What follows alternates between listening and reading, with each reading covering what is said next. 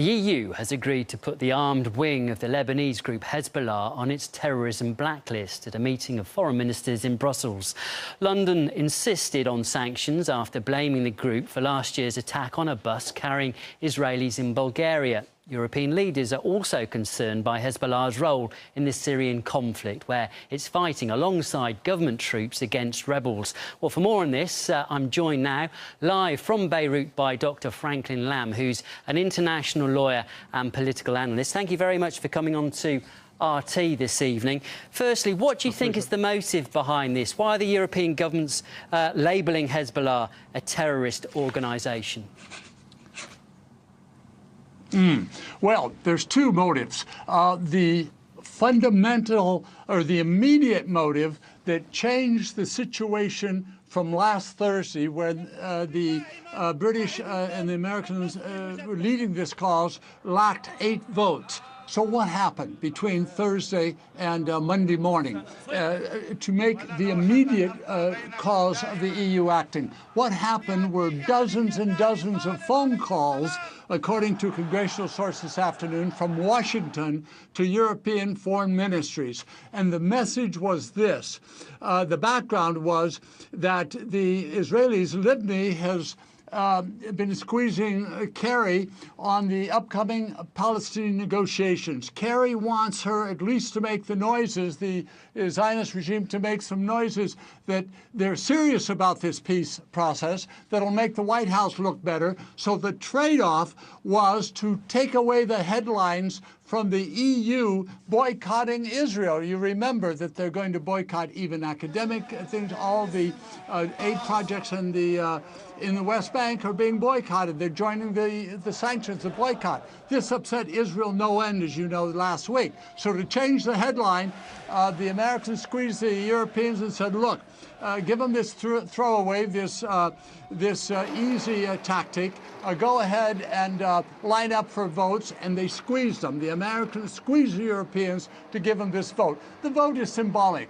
It doesn't have a great deal of significance other than public relations. And of course, in that respect, it's important. But as you noted, I think there are 2 exclusions. They're still going to allow dialogue with Hezbollah's political department, just not their military wing. Well, that's nothing new. How many European countries has been talking to the Hezbollah military wing? They're very secret. They don't talk to anybody much.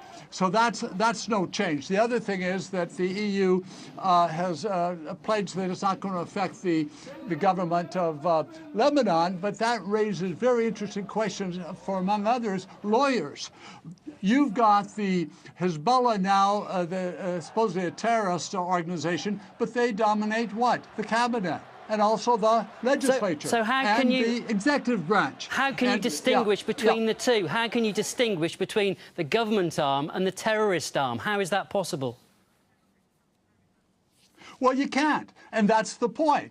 That's why this has only symbolic significance. Watch what happens. I don't think the Europeans are going to end up sanctioning anybody. It's too complicated. It would take a battalion of lawyers to figure out the language and how you draw the line. What did the EU do? Did they declare Lebanon a terrorist wing because of the connection? Hezbollah supports the military. We've seen that in the last several months. Does that mean that the Lebanese army now is a terrorist organization and the Americans and the others won't give them even shoelaces anymore? I mean, it raises lots of questions. I think what we're going to see is a European do nothing. They got the headline. They took the pressure off the Israelis for the action that the EU boycotted the occupied territories, and they've changed the headlines for a few days, and that's, I think, what the deal was. But I don't think it's going to have any impact on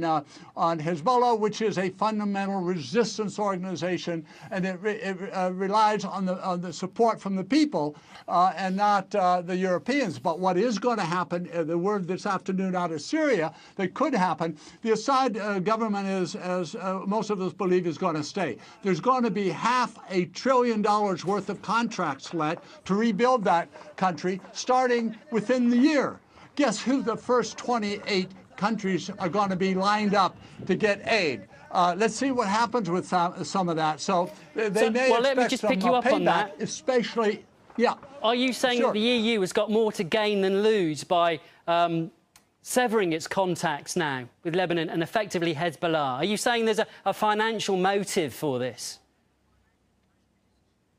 No, the opposite. They have every reason, and I think they will, to have good relations with Lebanon and also Syria. Syria is going to hand out some major contracts, and if they've, as the EU has now condemned Hezbollah as a terrorist organization, or at least it's a military wing, and it's almost impossible to distinguish one from the other, the Europeans may not get some of those contracts, and the price to get those contracts, I think, is to make sure that they don't do anything. And very that they quickly, don't sanction any banks, that they don't really, yeah. What will be the reaction from Hezbollah, just quickly? My reaction is it was a feel-good operation to please the Israelis in the White House, and that's about it. We're not going to see much consequence coming out of it. Their heart wasn't in it, but they caved to UK and American pressure. OK, thank you. We have run out of time. Thank you there. That's Dr. Franklin Lamb, an international lawyer and political analyst. Thank you.